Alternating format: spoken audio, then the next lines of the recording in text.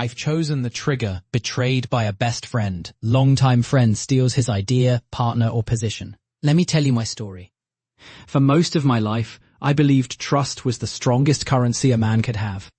I grew up building things, ideas, projects, goals, and I shared them with only a small circle. At the center of that circle was Liam. We met in college, bonded over sleepless nights cramming for exams, and dreaming about businesses we'd one day build. We used to sit on my old couch with notebooks in our laps and scribble out these wild plans to combine technology with service. I trusted him more than I trusted my own instincts sometimes. Years later, when the rest of the world was still stuck at how, Liam and I were already at when. I poured every free hour into building a prototype for a platform that could connect skilled workers to clients in minutes. It wasn't flashy, but it was revolutionary. Liam stood beside me through all of it. Nights without sleep, dinners eaten over keyboards, the kind of quiet solidarity you only ever expect from a brother. I let him see every detail, every line of code, every strategic angle. I thought we were building something for both of us. Then came the meeting that shattered me. A major investor called, not for us, but for him.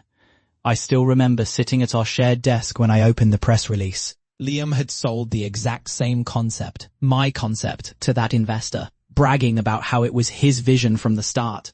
My hands went cold. My throat felt like it had closed. The betrayal wasn't just in the sale.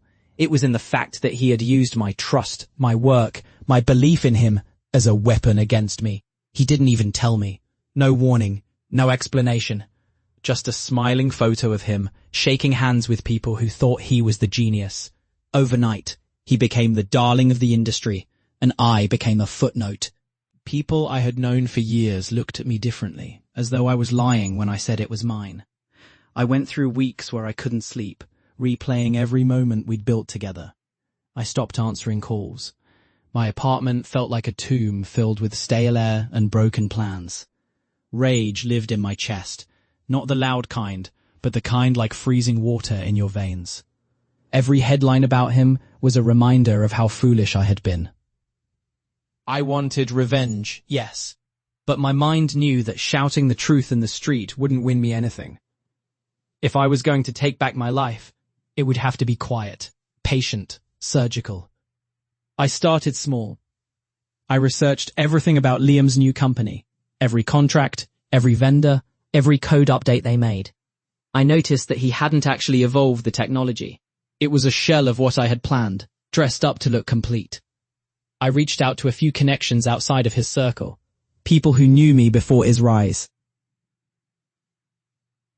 I asked questions, listened more than I spoke. I found weaknesses in his supply chain, flaws in his marketing language, and most importantly, gaps in what his platform could deliver. All the while, I worked in silence to finish what I'd started years ago, this time building it under a different name, a different shell, using better partners. I made sure every piece was airtight, every contract secured, every advance guarded with non-disclosure agreements so no one could run off with it. There were mornings when I sat in coffee shops, watching him on television, smiling into cameras, promising features I knew he couldn't deliver without my original blueprints. Watching him so smug only sharpened my focus. I read case studies on hostile takeovers, on intellectual property lawsuits, but I kept my plan clean from legal fights that would drag me down in public. I wanted him to fall, but I wanted him to fall by his own weight, and I needed to be standing tall when it happened. The day I struck was not loud, it was perfect. My team and I had been quietly talking to some of Liam's biggest clients. We offered them a private demonstration of our platform. They were skeptical until they saw it work flawlessly in real time, delivering exactly what they had always wanted. Within a week, 4 of Liam's cornerstone contracts terminated their deals with him and signed with me. The news hit his company like a hammer. At a televised industry panel we were both invited to, I sat 2 seats away from him.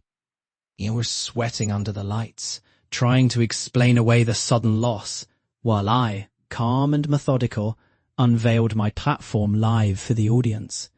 The reaction was instant. Phones out, investors nodding, journalists scribbling like their pens were on fire. And then I said it into the microphone. Innovation only works when it's built on honesty. I'm proud to say this platform is my original design, crafted with the people actually doing the work. The room went silent. Liam's jaw tightened. He looked down. Cameras caught every flicker of panic in his eyes. The truth was standing in front of them, breathing. His lies were already unraveling. Within months, his company folded. Mine tripled in value. It wasn't about the money, not anymore. It was about restoring the truth. About taking back my dignity from someone who thought he could use it for himself.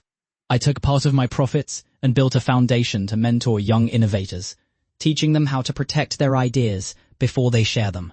I wrote a book about the importance of guarding your intellectual property in a world that loves to take shortcuts.